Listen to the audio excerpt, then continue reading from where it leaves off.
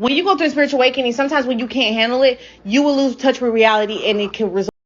Go ahead and watch that video because what she's saying is pretty spot on and pretty much described my mom. So now that I think about it, maybe my mom ended up accidentally opening her third eye because there was like so many things that she spoke on that is going on in the world, and it's like sometimes she will say things that you're questioning, how the hell does she know about that? Nobody talked about it or told her about it.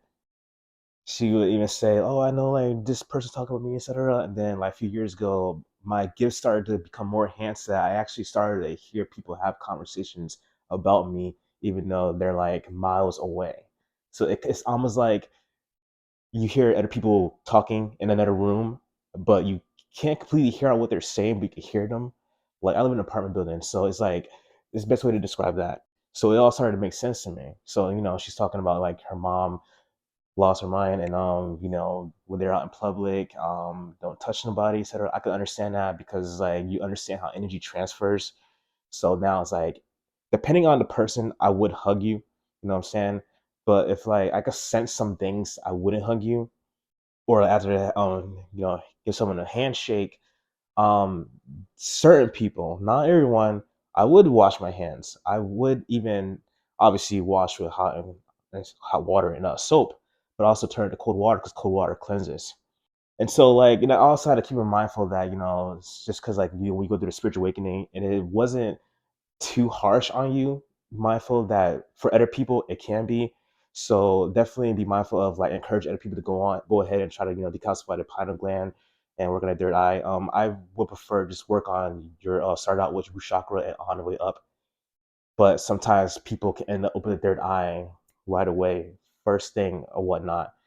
Like it wasn't even my intentions to even go through this Kundalini spiritual awakening when I was like 15 years young, and I didn't even know what the Kundalini was back then until I researched it like 9 or 8 years ago. Then I realized, oh, so that's what I was going through.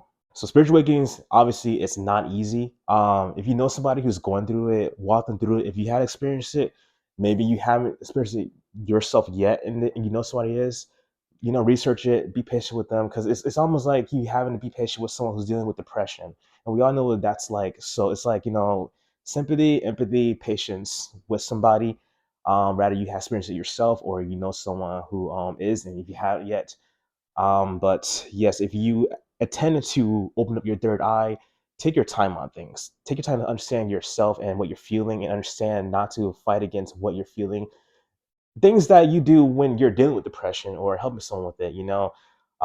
So it's like don't rush it. Be patient with yourself, and yes, eat healthy. It can benefit that.